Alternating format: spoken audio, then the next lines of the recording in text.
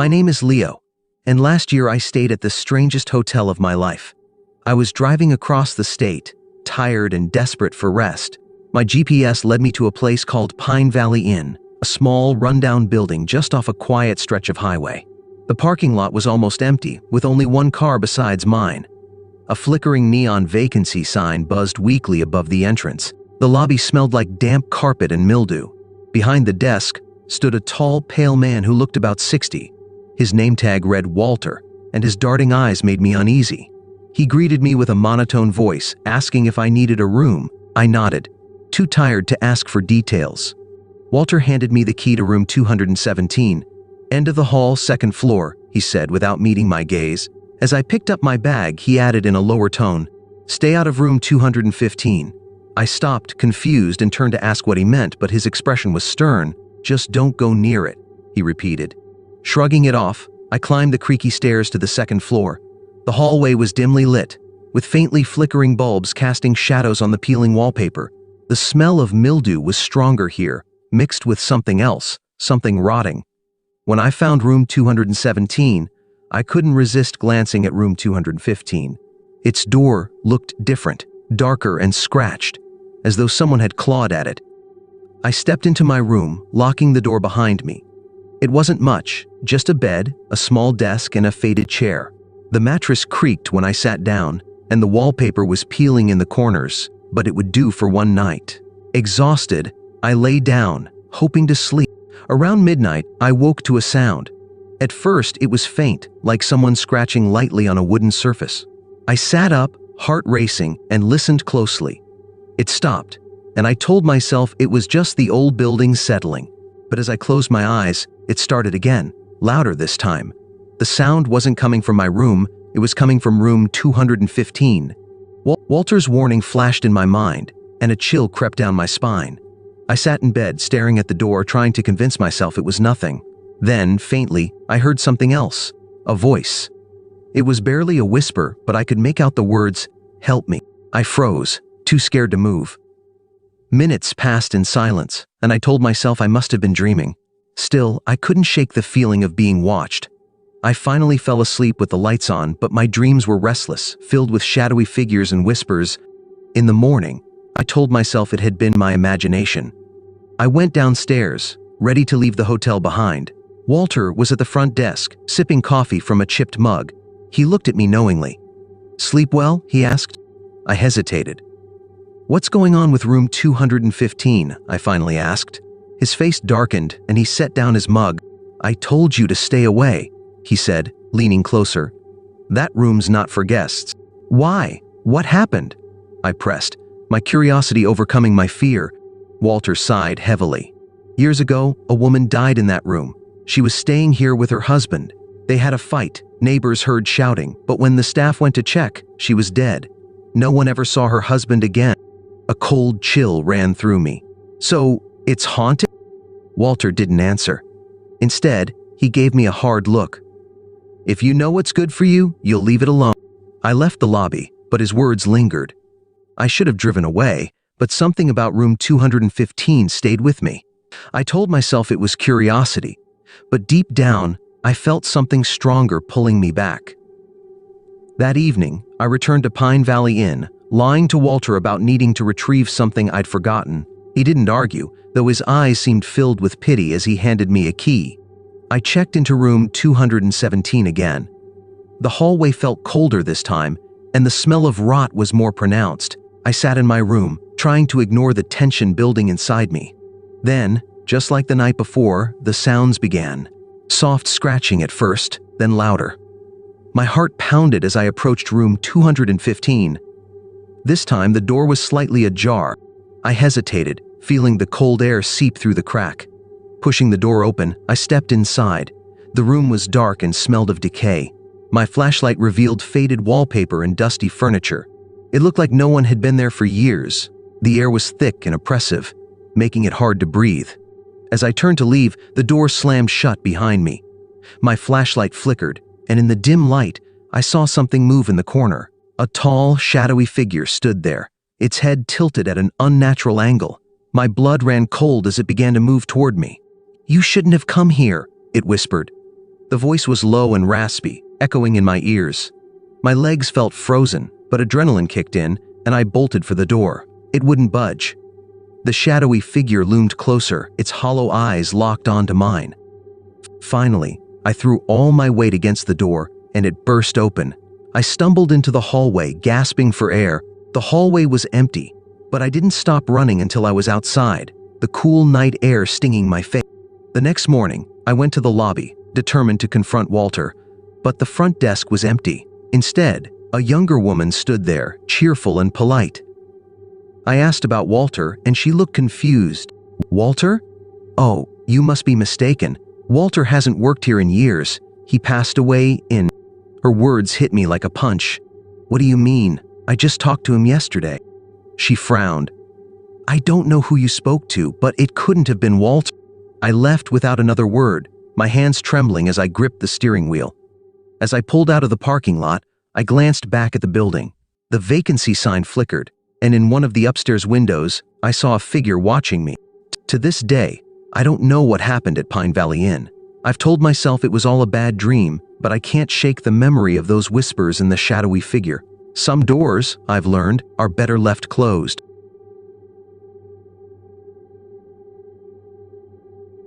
Anna and her friend Rachel were exhausted after a long day of driving through winding country roads. The storm had come on suddenly, and the rain was pouring down hard, blurring the headlights as they tried to make their way through the dark night. The car's windshield wipers were working overtime, but the rain seemed to have no end.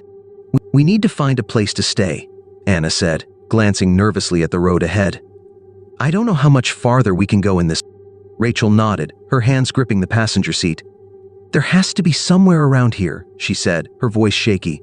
"It feels like we've been driving forever." Just then, through the sheets of rain, a dim light appeared ahead. A sign hung crookedly in the air, barely visible through the downpour. It read Raven Hill Hotel. The old building seemed to rise out of the mist like a shadow, its dark shape blending into the storm. "Thank goodness," Anna muttered, pulling the car into the small parking lot. There were only a couple of other cars parked under the overhang, most likely from travelers who had already checked in for the night. The hotel looked old, like it hadn't been updated in years. The paint on the exterior was peeling, and the windows were covered in thick curtains. But in the middle of the storm, it was the only place they could stop. Inside, the lobby was quiet. The air smelled musty, like old wood and dust, and the light was dim. A fireplace crackled softly in the corner, though it wasn't enough to chase away the chill in the air. At the reception desk, a tall man with a pale face and dark, unreadable eyes stood waiting for them. His uniform was a little worn, but he smiled in a way that didn't seem entirely welcome. "Good evening," he said, his voice deep and slow. "How can I help you?" "We need a room for the night," Anna said quickly. She wasn't sure why, but she felt uneasy. There was something strange about the man, something in the way his eyes lingered on them, like he knew something they didn't. The man didn't say a word as he turned to grab an old key from a shelf behind him. The key was attached to a rusted metal tag with the number 13 written in chipped white paint. "Room 13, the man said quietly. "It's on the second floor. You'll find it quiet there." Rachel glanced at Anna, a frown forming on her face. "Room 13, she asked, her voice hesitant. "Isn't that you?" The man just smiled again, his eyes gleaming in the low light. "Not in this hotel. It's a good room. Very private." Anna felt a chill run down her spine, but she tried to brush it off. "Thank you," she said quickly, grabbing the key. As they made their way up the creaky staircase, the hotel seemed even quieter. The second floor was dimly lit, with flickering lights above them. The walls were covered in faded wallpaper, and the floorboards creaked with each step they took. At the very end of the hallway was room 13, its door slightly ajar. The key fit easily into the lock, and they stepped inside. The room was old, the furniture covered in dust. There was a large bed in the center, draped with a faded quilt, and a small dresser along the wall. The window was covered with thick curtains, blocking any light from the storm outside. The air inside felt cold, even though the radiator was on. There was an unsettling silence that hung in the room, thick and oppressive. "Not the most charming room," Rachel said, looking around. "But I guess it's fine for one night." Anna nodded, though she couldn't shake the feeling that something was wrong. The room felt like it had been frozen in time, untouched by modern life. They both decided to unpack quickly and get some sleep, hoping that the storm would pass by morning. But as the hours went on, Anna began to feel uneasy. Every time she closed her eyes, she heard strange noises, a faint scratching sound, like something dragging along the floor. She tried to ignore it at first, thinking it was just the old building settling, but it didn't stop. The sound came again, closer this time, and Anna's heart skipped a beat. She sat up in bed, her eyes scanning the dark room. The curtains were still drawn, and Rachel was fast asleep next to her, completely unaware. Then the scratching sound came again, louder, and it seemed to be coming from the corner of the room. Anna's breath caught in her throat. The shadows in the corner seemed to move, shifting in a way that didn't make sense. Frightened, Anna tried to wake Rachel. "Rachel, wake up," she whispered urgently. Rachel didn't stir. Anna stood up from the bed, her legs shaking beneath her. She walked cautiously toward the corner where the noise had been coming from, but when she reached it, there was nothing there. The floor was clean. Nothing was out of place. Her mind raced, and she quickly turned back to the bed, only to stop short. The door to the room was open. Not just a little, it was wide open, as if someone had stepped in. Anna's heart raced. She didn't remember opening the door, and Rachel was still asleep in bed. Forcing herself to step closer to the door, she peered into the hallway. The corridor outside was empty, the dim light flickering above, casting strange shadows on the walls. Nothing was moving, but the air felt different, cold, still. She stepped back inside the room, and the door slammed shut behind her with a loud bang, making her jump. She rushed to the bed, shaking Rachel harder. "Rachel, wake up! Something's wrong!" Anna shouted, her voice panicked. Rachel stirred, her eyes slowly opening. "What is it?" "There's something wrong with this room. The door was open. I heard noises." Rachel rubbed her eyes, looking confused. "Anna, it's just a storm. You're probably just hearing things." But Anna didn't believe that. The feeling in the room, the coldness, the strange noises, it wasn't normal. They spent the rest of the night on edge, unable to fall back asleep. When morning finally came, the storm had stopped, and the sun was weakly shining through the windows. Anna and Rachel were both relieved to leave the room, but there was one thing they had to do before they checked out. Downstairs, they found the hotel manager at the front desk again. His strange, knowing smile was still there, but this time Anna couldn't hold. "What's going on with room 13? She asked. "We heard noises last night, and the door opened by itself." The man didn't flinch. "Room 13 has a history," he said softly. "People who stay there sometimes hear things. Strange things. It's been like that for years. No one knows why." Anna felt her stomach drop. What happened to the people who stayed there before? The man's eyes darkened for a moment, but he quickly recovered, a thin smile returning to his face. "Some say they never left. Some say they changed. But it's all just stories." Anna stared at him, her heart pounding. Something about the way he said it made her feel like they were part of something much bigger, something that went far beyond a simple hotel. As she and Rachel walked out the door, Anna couldn't shake the feeling that they hadn't truly left the hotel. Something had followed them, and it was watching, waiting. They never spoke of what happened in room 13 again, but as they drove away, Anna kept glancing in the rearview mirror. The hotel was still there, standing tall, but now it seemed darker, as if it had changed somehow. And, as they would later discover, it hadn't let them go. It was late afternoon when Lily and her best friend Megan pulled into the parking lot of the Willow Creek Inn. The rain had finally stopped, but the sky was still heavy with clouds, casting a gray blanket over the small town. They had been driving all day, and the long journey through the mountains had left them both exhausted.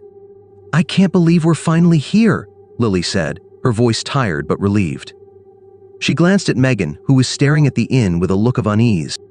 Megan wasn't one to be easily spooked, but there was something about the Willow Creek Inn that made her feel uncomfortable. The building was old, with peeling paint and ivy creeping up the sides. The windows were dark, almost as if the inn had been abandoned for years, despite the welcoming sign that hung above the... "It looks kind of creepy, don't you think?" Megan said, her voice low. Lily laughed, though there was an edge of uncertainty in her voice. "It's just an old hotel. We'll be They grabbed their bags from the back of the car and made their way in. The lobby was warm and dimly lit, with an old-fashioned chandelier hanging from the ceiling. A fire crackled in a large stone fireplace, casting dancing shadows on the walls. A desk sat in the corner, where a woman with graying hair stood, smiling at them. "Good evening," the woman said in a soft voice. Her smile was kind, but her eyes seemed to hold an unreadable depth. "Welcome to the Willow Creek Inn. I'm Mrs. Stone. How can I help you?" Lily smiled back, feeling a little better. "We have a reservation, Lily and Mrs. Stone nodded and reached for a worn leather book on the desk. "Of course, room 7, upstairs. I trust your journey wasn't too long, but we're glad to be here," Lily said, trying to sound cheerful. "Excellent," Mrs. Stone replied, handing them a key with a brass tag labeled Room 7. "I hope you enjoy your stay. If you need anything, just let me know." They thanked Mrs. Stone and made their way up the creaky staircase. The hall on the second floor was dimly lit, and the carpet was worn down in places. The wallpaper, a faded floral print, looked like it hadn't been updated in decades. When they reached room 7, Lily unlocked the door and stepped inside. The room was spacious, with a large bed covered in a heavy quilt, a wooden wardrobe, and a small writing desk by the window. The curtains were drawn, letting in only a faint amount of light from the street lamp outside. This place is so antique," Megan said, looking around. "I feel like we've stepped back in Lily nodded, setting her bag down on the bed. "It's kind of charming, though, a little different from the usual hotels." They unpacked in silence for a few moments, but the strange feeling Megan had was still lingering. Every time she glanced toward the dark corners of the room, she thought she saw something moving, though when she looked again, it was always gone. She tried to shake it off, telling herself she was just tired. Later, as they sat on the bed chatting, the lights in the room flickered. Neither of them paid much attention at first. It was probably just the old wiring in the building. But then, the lights went out completely, plunging the room into darkness. "Great," Megan muttered. "I'll go call the front desk." Lily reached for her phone, but before she could dial, the lights came back on, much brighter than before. They blinked for a moment, then stayed steady, filling the room with an almost unnatural brightness. That's weird," Lily said, standing up. "That was really fast. Usually it takes a while for a hotel to fix." I don't know," Megan replied, her voice tight. "It's like they were waiting for..." Before Lily could ask what she meant, she noticed something odd. The room was different. The furniture had shifted. The bed slightly moved away from the wall. The quilt on the bed looked newer, with a more modern pattern. And the dresser, which had been old and scratched, now looked brand new, the wood polished and smooth. "Megan, do you see this?" Lily asked, her voice shaking. Megan turned around and froze. "What the hell?" The room had changed. The atmosphere was different too, less warm, more cold and sterile. The air felt heavy, thick with something unspoken. Before they could process what was happening, a soft knock echoed from the door. It was light at first, almost polite, then grew louder, insistent. Lily's heart raced. "Who is that?" "I don't know," Megan said, stepping closer to the door. "I didn't hear anyone outside." Lily's stomach twisted. "Should we open it?" "I don't know. But maybe we should ask Mrs. Stone about what's going on," Megan said, her voice trembling. But before they could move, the door creaked open by itself, the wooden handle turning slowly. Both girls gasped and backed away, too frightened to speak. The hallway outside was dark, empty, and silent. Why would the door open by itself?" Lily whispered. Megan was staring at the door, wide-eyed. "We didn't even touch it." Then, from the hallway, they heard a faint voice, a whisper, barely audible, but unmistakable. "Come, join." Lily's blood ran cold. That's not Mrs. Stone," she said, her voice barely a whisper. The whisper came again, closer this time. "Come, join." Suddenly, the temperature in the room dropped. They could see their breath in the air. The light flickered again, and for a moment, the room appeared to shift back to its original state. The furniture old, the curtains thick and dusty, the floor creaky underfoot. But then the room changed again, and the lights brightened. The knock came again, louder now, followed by a soft scraping sound, like nails dragging across wood.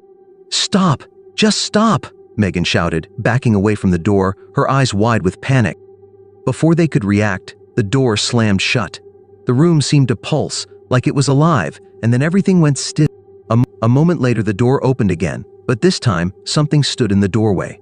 a figure, tall and pale with dark, empty eyes. It was dressed in old-fashioned clothing, as if it had stepped out of another time entirely. Lily gasped. What? What do you want? The figure didn't speak, but the air around them seemed to thicken, pressing in on them, suffocating them. The lights flickered one last time, and when they returned to full brightness, the figure was gone. The room was silent. The door was shut. Megan and Lily stood frozen, not daring to speak. They could feel a presence in the room, something that wasn't there before, something old, something powerful. And then, in the corner of the room, they saw it. The mirror on the wall, which had been empty just moments ago, now reflected their faces. But something was wrong. In the reflection, their eyes were different, empty, hollow. Their faces were pale, like ghosts. Lily's heart pounded in her chest. Megan, look at us. We're not. The whisper came again, soft but clear. Join us. For everything around them seemed to shift again, and the room became dark, cold, as though they were no longer in the hotel. The door slammed shut, and all they could hear was the faint, distant sound of voices calling them, urging them to come. And this time, they didn't fight it.